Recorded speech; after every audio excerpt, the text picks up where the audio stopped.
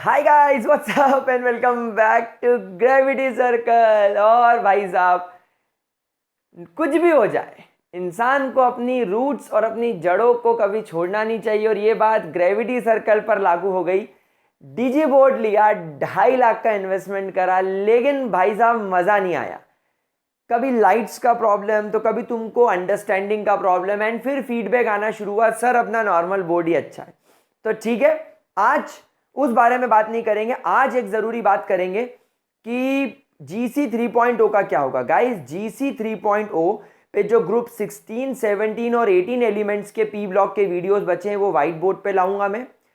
Hello alkane, hello Areen और alcohol, phenol, ether और biomolecules, ये भी मैं व्हाइट बोर्ड पर पूरा पढ़ाऊंगा। ठीक है, उसके बाद मतलब इन फ्यूचर अब सारे वीडियोस व्हाइट बोर्ड पर लाऊंगा, लेकिन क्वेश्चन प्रैक्टिसिंग और कुछ ऐसी चीजें जिन पे मुझे डिजिटल बोर्ड की रिक्वायरमेंट होगी, जैसे कि थ्योरेटिकल टॉपिक, जैसे कि अभी आप लोगों ने पी ब्लॉक में देखा होगा HNO3, अमोनिया, इनका प्रिपरेशन, प्रॉपर्टी, वो अपन डिजिटल बोर्ड पे यूज करेंगे।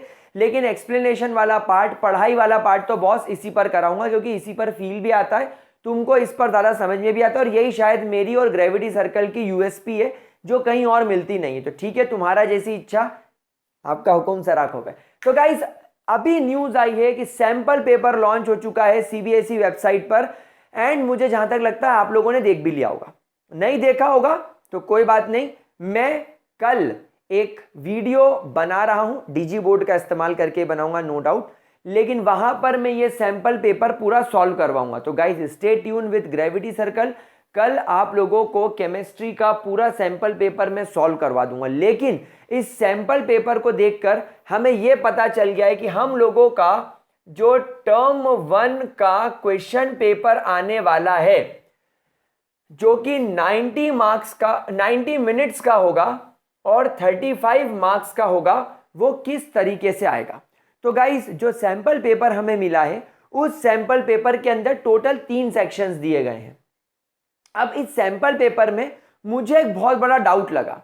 मैं सैंपल पेपर का लिंक नीचे मेंशन कर दूंगा डिस्क्रिप्शन बॉक्स में, आप डाउनलोड करो, पढ़ो और कल का वेट करो। कल मैं पूरा सॉल्व करवा दूंगा, और सॉल्व करवाते वक्त मैं आपको हर क्वेश्चन की इंपॉर्टेंस, हर टॉपिक की इंपॉर्टेंस भी एक्सप्लेन करता चलूंगा, तो वो वीडियो जरूर देखना। तो उस सैंपल पेपर में मुझे एक सबसे बड़ा डाउट लगा कि उन्होंने यहां पर क्वेश्चन पेपर के स्टार्टिंग में लिखा है that all questions carry equal marks, carries equal marks. तो अब प्रॉब्लम सबसे बड़ी ये हो गई कि इन्होंने क्वेश्चन पेपर को 3 सेक्शन में डिवाइड किया है।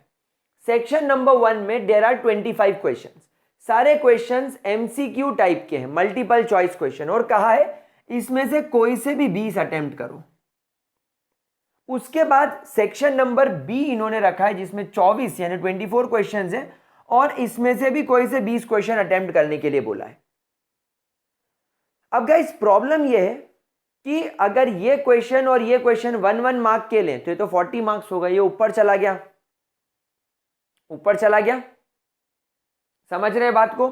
सो मुझे जहां तक ऐसा लगता है कि शायद सेक्शन नंबर 1 के क्वेश्चंस 0.5 मार्क्स ईच कंसिस्ट करेंगे।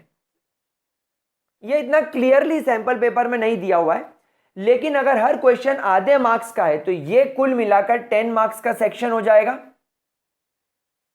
क्या लगता है आपको? आपको भी शायद यही लगता होगा, मुझे भी यही लग रहा है।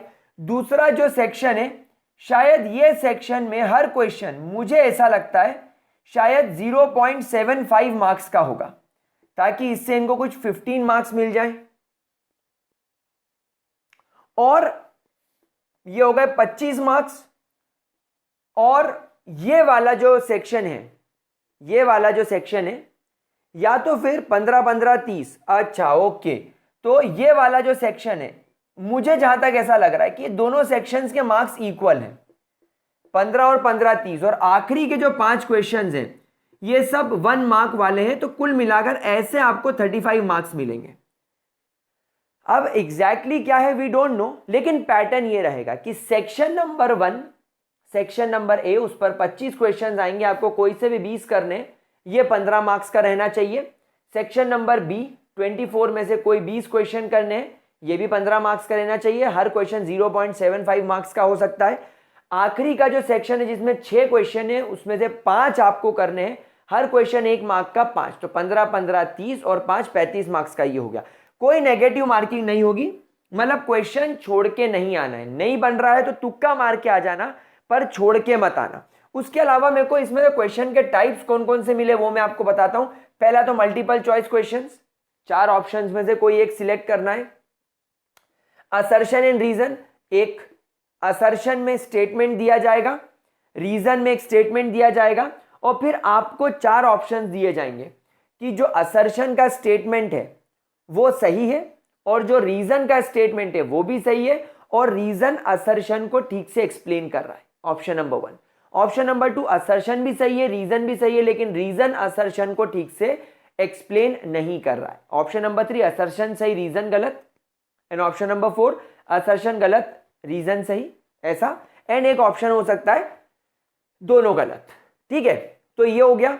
Then guys match the following question. Sample paper में ये सवाल बायोमोलिक्यूल से आया, एंड पता नहीं क्यों मुझे भी ये लगता है कि बायोमोलिक्यूल से ही सवाल आना डिजर्व भी करता है, क्योंकि बायोमोलिक्यूल्स में टॉपिक्स ही ऐसे हैं जो आपको मैच करने काम आएंगे, जैसे विटामिन का मैच करना, न्यूक्लिक एसिड वगैरह। तो बायोमोलिक्यूल्स को इसमें रखा गया। एंड गाइस केस स्टडी, ये एक नया चीज मुझे मिला, एक केस दिया था जिसमें पूरा पैराग्राफ दिया हुआ है, और उस पैराग्राफ के बेसिस पर आपको 2 क्वेश्चन सॉल्व करने हैं। अब आप देखो सेक्शन नंबर सी के अंदर जिसमें 6 क्वेश्चन है उसमें ये केस स्टडी पैराग्राफ क्वेश्चन आया है।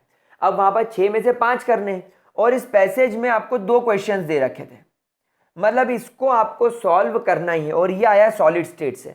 एंड गाइस वेटेज की अगर मैं बात करूं तो ये एनसीईआरटी ने जो लॉन्च किया था उसमें यही बताया था कि सॉलिड स्टेट 10 मार्क्स का आएगा, पी ब्लॉक और सॉल्यूशन मिला के 10 मार्क्स के क्वेश्चंस आएंगे, biomolecules, hello alkane, hello arenes and alcohol phenol ether मिला के 15 मार्क्स आएंगे।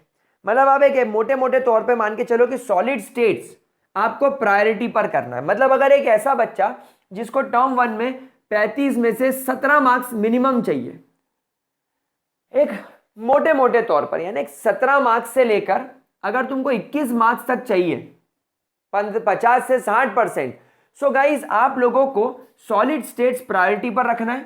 फिर आप सॉल्यूशन कर लो, ये 2 चैप्टर बहुत इजी हैं। फिर आप यहां से बायोमोलिक्यूल्स कर लो, तो 10 5 15 5 20, आप 20 मार्क्स तो बड़े आराम से ले आओगे। सो गाइज ये आपके सैंपल पेपर का पूरा इवैल्यूएशन था। सैंपल पेपर के अंदर अभी मार्किंग स्कीम क्लियरली नहीं दी गई थी, सो वो मैंने अपने मन से आपको बताई है, it may change, it may very. तो हम लोग अब अगली क्लास में मिलेंगे by the use of digital board. मैं आप लोगों को ये पूरा सैंपल पेपर इवैल्यूएट कर दिया है, सॉल्व करवा दूंगा, लिंक का डिस्क्रिप्शन बॉक्स में डाल रहा हूं। और फिर हम लोग हमारी पढ़ाई जो ग्रुप 16 एलिमेंट बचा है वो कंटिन्यू रखेंगे, 11th के लेक्चर्स भी कंटिन्यू रखेंगे। तो दैट्स ऑल, आई होप आपको ये मदद करेगा। सैंपल पेपर डाउनलोड जरूर कर लेना, एंड सीबीएसई की वेबसाइट पर जाकर करिकुलम पर क्लिक करके टर्म 1 पर क्लिक करके आपको सिलेबस मिल जाएगा, सैंपल पेपर मिल जाएगा। तो आप बायो, मैथ्स, फिजिक्स सभी के सैंपल पेपर डाउनलोड कर लो और एक बार इस प्रकार से इवैल्यूएट कर लो। तो बाय बाय, टेक केयर, ठीक से पढ़ाई करो, सी यू गाइस टुमारो।